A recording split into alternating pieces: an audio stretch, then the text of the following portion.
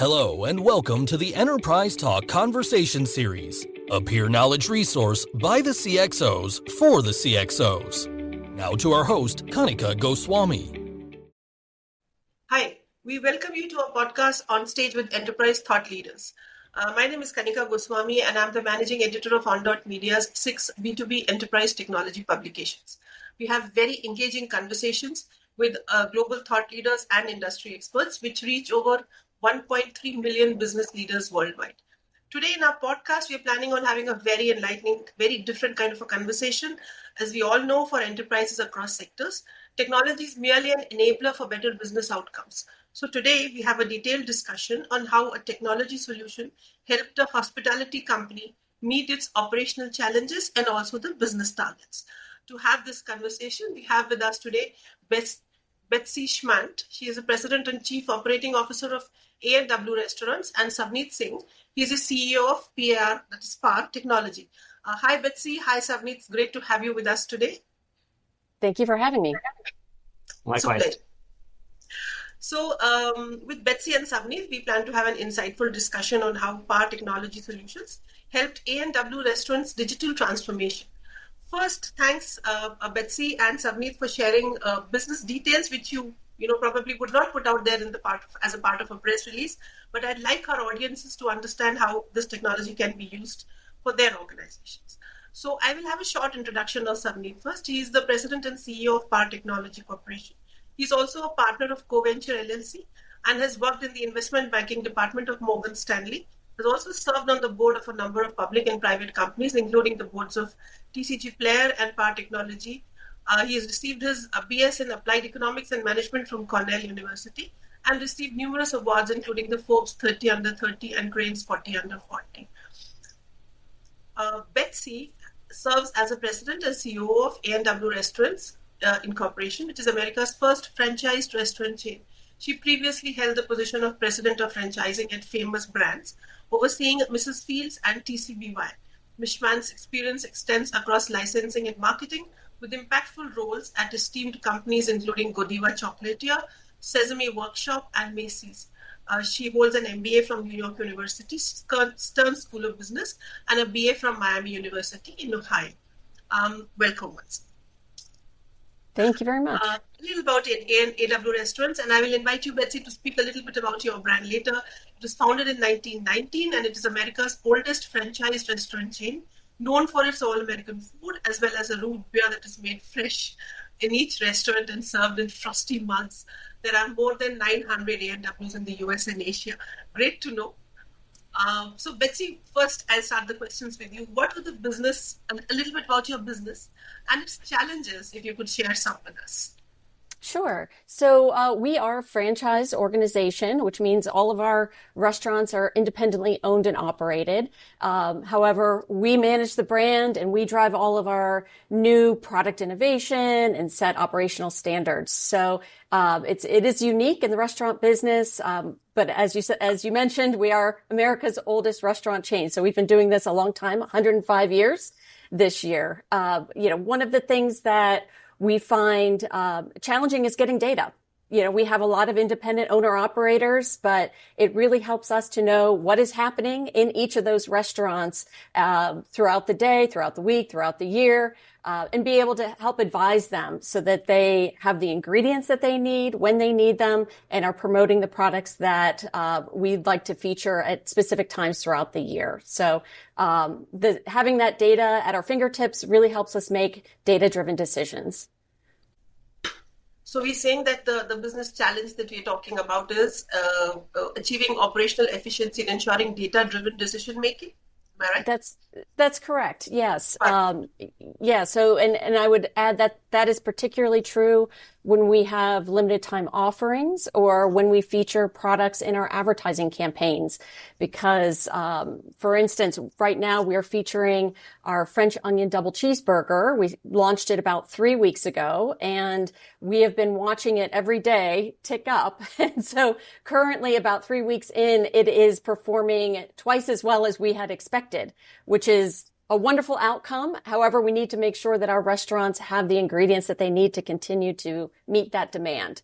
So we are on a daily basis looking at the PAR Data Central information to see how that product is performing, where it's performing particularly well, so that we can have our supply chain partners meet that demand and make sure that they've got the product that they need to continue to serve that. So it's exciting to have that data, and we're excited to be able to provide that service to our franchisees well in advance from when we used to be able to do that. Correct. So how did you identify Power Technologies to be a partner for this goal? Well, we were looking for a centralized POS system to start, and we had been working with PAR and their Pixel Point solution. We really wanted to upgrade that, and we needed a robust enterprise-wide business solution that not only had the POS but had that business intelligence system to be able to pull the data together. So it was really a natural fit because of our previous relationship with PAR to move over to their Brink POS system and then layer on Data Central as well. What is the solution that you propose to A&W, Savneet? So, I think Betsy kind of hit it well. They had looked at our POS products, and one of the challenges today in running a restaurant is that you're getting data from dozens and dozens of different products all over the place at different times. Betsy mentioned LTOs as an example, but getting a unified data platform, it's pretty hard. And restaurants are oftentimes putting together incredibly modern solutions with stuff that was created, a decade ago or many decades ago, putting it all together and trying to get insights out of it. And so we put together what we call, our enterprise reporting platform for A&W, which is really a way for A&W to integrate data from all sorts of different sources, give permissioning to anybody they choose, so unlimited permissioning, in one language that the brand can understand and then use to make decisions around how they run their business, or as Betsy mentioned, really to get a view of how their business is doing.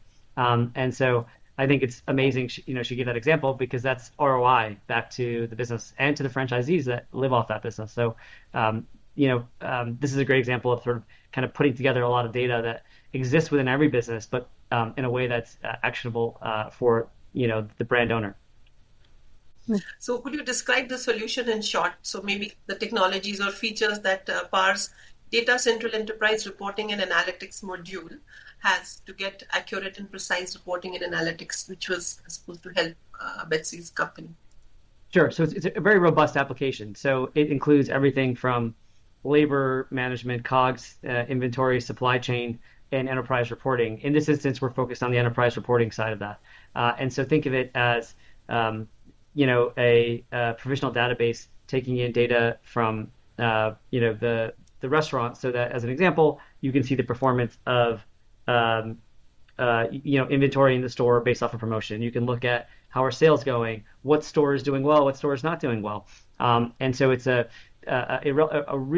really wide product where I think different customers of ours use it in different ways. And in this instance, Betsy's organization is using the enterprise reporting side of it. But built on that same product is a labor management tool, an inventory management tool. And so it's a very, very robust product that I think different organizations use it for different reasons. But in this instance, our most common use case is enterprise reporting, which Betsy's team is using. Right. So were there any particular challenges that you faced during the implementation of PAR's module in the AWS restaurants tech stack? How were they managed? If there were any challenges that you faced from your end, from PAR end? The PAR end. Oh, okay. I think we expect every rollout to go well, with the caveat we're going to get punched in the face 2 or 3 times along the way. One of the things that they say about the restaurant industry is is that once you're in it, you never leave. And one of the things I've observed, having been relatively new to the market, is you kind of fall in love with it. And so if you want to serve your customers, you gotta be in their shoes. You gotta understand how hard it is to have not only a disparate set of end customers, right? Me and my kids are a customer of A&W, but so is somebody who's got a completely different need for A&W. And at the same time, you've got to service me and those other customers, plus all the franchisees, plus all the competition. And so there are always massive challenges to roll out. But, I think in this instance, it went, really well. We were super prepared. As you mentioned, A&W was a customer before this. So the unknowns that you're normally, you don't have, we kind of knew because we sort of, oh, well, we know the POS product. We have done this, dozens of times before. And so, a good rollout in this business is very much about, the planning you do in advance. And so in this instance, we knew a lot about the brand. We knew a lot about the goals of the organization. And I think we felt pretty good that we would be able to deliver it, on time, and deliver that impact, most importantly, deliver that impact. And so, I always think it's technology. There are going to be problems. That's how you, rise to it. In this instance, I would say, and Betsy would tell me if I'm, totally lying here, but it was a relatively smooth rollout. And I think a lot of that was because obviously we have a great team, and Betsy has a great team, but we also knew the brand well because they'd use our existing products. Yeah, I would agree, Savneet. From our perspective, it has been a very smooth and frankly, fairly quick implementation process. We started off with needs assessment. We put together sort of what we wanted to see in reports. They really put that together for us, and we were live in a little less than 3 months. From our perspective, or at least my perspective, one of the biggest challenges was our team determining what information we needed, since we really didn't have access to this sort of data and reporting in the past without a lot of manual consolidation. The solution has a lot of capabilities and flexibility on how to summarize and show the data. So we are continuing to fine tune what we need to understand our business results. But so far, we've been able to make those modifications and adjustments very quickly and as needed. So, I agree there's always challenges in a rollout, but this has been a very smooth implementation. And the PAR team has been by your side all along for even for the end users who need to actually work on the tools. You got all support from Savneet's team to do that. Yeah, the Data Central team has been fantastic. They have a very robust implementation support team that really walked us through and had a very organized and smooth process for us. And so, we have seen from initial setup through those training sessions that they work closely with our team to understand our environment, our unique franchise setup, and to streamline that implementation process. They were very hands-on. They really eased any potential roadblocks and ensured that the analytics platform was seamlessly integrated into our point of sale system. We were very happy with their team and their responsiveness to what we needed. Yeah, that's actually a great point, which is, every rollout has challenges. This one went great, but as I said, I'm ready to get punched in the face 2 or 3 times. It's how we rise to that really matters. I think we don't do that, for the record. We don't do that over here. But it's not the implementation that matters. It's what happens after, right? And so, are you able to educate, train the users of the product on how to use it, how to get the most value from it? And so I think that's where our team really spends a lot of time, because you can install a bunch of software. If you're not using it to create actual insights, you're just adding cost and distraction. And so we do spend a lot of time within implementation of kind of educating how do we use the product, how does it work, how do others use it, what can you learn from it, and that's a forever process. We'll continue to build functionality that will come out and roll out and give the A&W team more tools to use, more insights, and it's our job to sort of make sure that we're explaining that value as succinctly as possible without taking them off the focus of their day to day. I have an out-of-curriculum question here, which just occurred to me, Betsy. Being a 105-year-old organization, I'm sure you have employees who've been around for decades. Am I right? That is correct. How yes. did you manage the change? How did you do the change management bit with a new technology and a tool coming in, and a lot of insecurity, maybe a lot of ignorance, or not ignorance, lack of awareness is the right word. How did you manage that? Right. Yeah, you're absolutely right. We have franchisees who have been with our brand for 3 generations. So we have folks who've been here, through their families, 60 plus years. So we do have a lot of history. We've got a lot of legacy within our organization.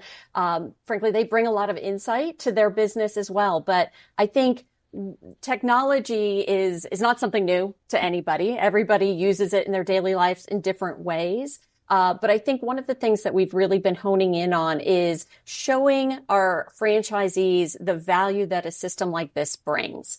That by having a centralized POS system where we as franchisor know what their sales are, it isn't a big brother type of attitude of trying to, get in and manipulate their business in any way that isn't positive. It is really here to support our franchisees to make sure that their businesses are operating at an optimal way, that they have the food that their guests want, and that we are talking about in our national advertising. So, it has been really showing that value that, look, we had a plan for our 2 summer LTOs, both of them, the French onion, double cheeseburger, as well as our strawberry watermelon cream freeze are both doing twice as good as we had expected. And rather than hearing about it halfway through the promotion, that they don't have product and that they're scrambling and upset, we're on it, the first week. And so we're able to show that value of we are working with supply chain. We're working with our manufacturers. We're getting more production of these ingredients made so that you can serve your guests and continue, that high quality service that our customers expect. So it's really showing the benefit of what data can do to support their business. And so it's really been exciting the last few weeks to be able to share that information with our franchisees, as well as, the folks here who only really want to support our franchisees. Right. And that is going to be my next question. What is the kind of benefit that you've seen? If we could quantify it, if we could talk in measurable terms, that would be great. If you can tell me about expansions which have been made possible probably because you have better data now. Anything. Well, sure. So, obviously the biggest benefit is being able to see those sales results for our individual restaurant in a concise yet holistic way in real time. Understanding that quality is our long-term value proposition and our menu board space is really that highly prized real estate. And we want to make sure we're optimizing that. I think the key thing is really driving sales and profitable same-store sales. So that is a key strategy for us. So with this tool, we are able to drive those sales because we are now driving folks into our restaurants to purchase certain items.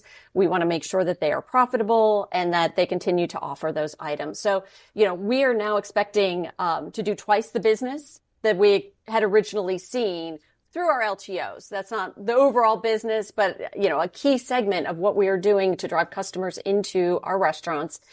We should see a very healthy uptick in those LTOs that we are launching.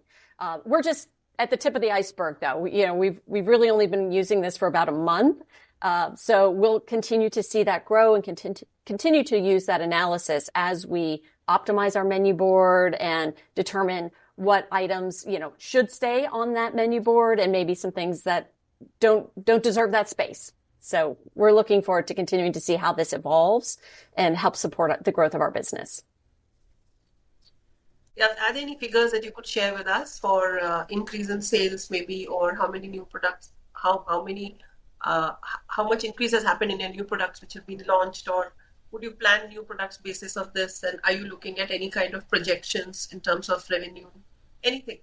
Sure. So it's a little early to see how this will impact our overall sales, but I'll tell you that we're doing very well for the first quarter, a little ahead of projections, so that's good.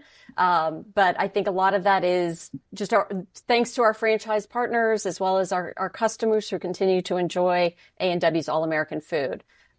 We'll see how these new LTOs and our ability to react continues to grow our business, but I'm very optimistic for how that continues to grow and how we use Data Central to support that business and optimize our efficiencies and our supply chain needs.